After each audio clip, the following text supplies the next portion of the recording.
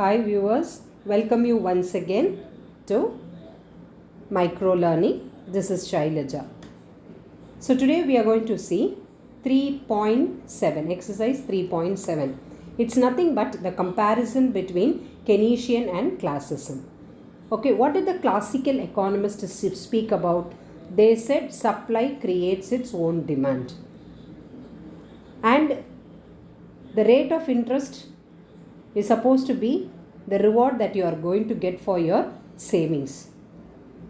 And classicism said follow laissez-faire policy. And they followed what type of like a balanced budget they followed. And they said saving is supposed to be a social virtue.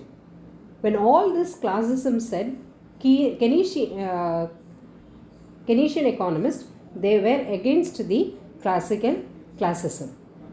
Okay, they did not say supply creates its own demand. Okay, they said demand creates its own supply as such.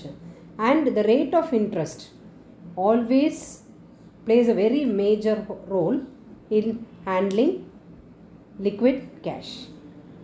So now we are going to see theories of employment and income. This point is already been covered. We are going to see 3.7. Okay, so in 3.7 what we are going to see is the difference between classicism and Keynesian. What is Keynesian says? Keynesian says about short run equilibrium. Classicism says on long run equilibrium. Here it is said, Keynesian economists said savings is a vice. They said it is a social virtue. So how is the function of money? It stands as a medium of exchange, and on the side as a store of value on the other side. Here functions of money is supposed to be a medium of exchange. Okay, so here what did they say? They have told about functions of money as a medium of exchange, store of value. What do you mean by medium of exchange? For any commodity we are supposed to give money. Store of value, you keep it for a money is being stored for a future purpose. How about classicism? Classicism said money acts as a medium of exchange. Here it is a macro approach. Here it is a micro approach. Here state intervention is advocated. Here champions of laissez-faire policy, non-interference of the government.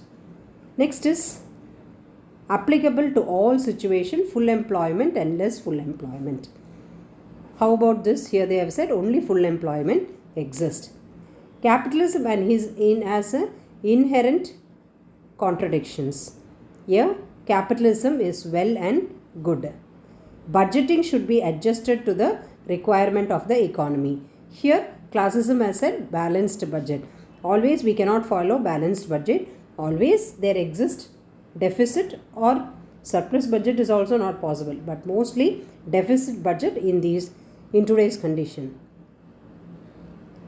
Then the equality between saving and investment is advocated. Okay, here equality between saving and investment is achieved. How it is achieved? With the rate of interest.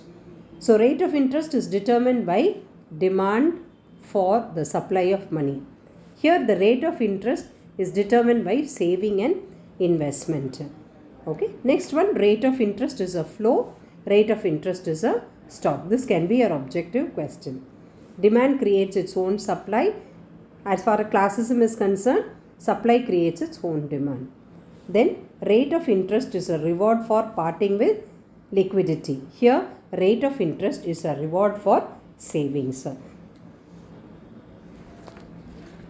Next you have a worksheet.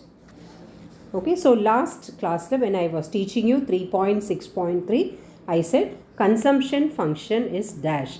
It is supposed to be linear. Okay. Planned economy is supposed to be autonomous.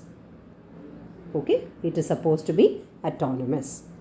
Name two approaches that determine equilibrium level of income in Keynes theory. Okay, what are the two equilibriums we saw? We saw aggregate demand and aggregate supply approach. The next one was saving and investment approach. So that's the answer for them. for this question. Aggregate demand, aggregate supply approach. Then second one is saving and investment approach. Okay, what is the difference between NO and NF? What is the difference between NO and NF? Right? It's nothing but the level of unemployment. Okay, the level of unemployment. Okay. List down 10 differences between classism and Keynesian. So, this is a book back question where you have around 13 points are there, out of which please write 10 points. Don't stick on always to 5 points. Write extra 2 to 3 points, because even if you make an error in any of 1 or 2 points, maybe when you write it extra, they will know that you have done the others correctly. So, you will be awarded full marks for it. So, go through the slides once again. Prepare very well for the worksheet. This will be useful for you during the board exam. So, after every slide there, at the end of the slide there is worksheet. Please work out that worksheet so that it will be useful for you. So, those who are watching the channel for the first time, please subscribe, support to me, and click on to the bell button for further notifications. Thank you very much.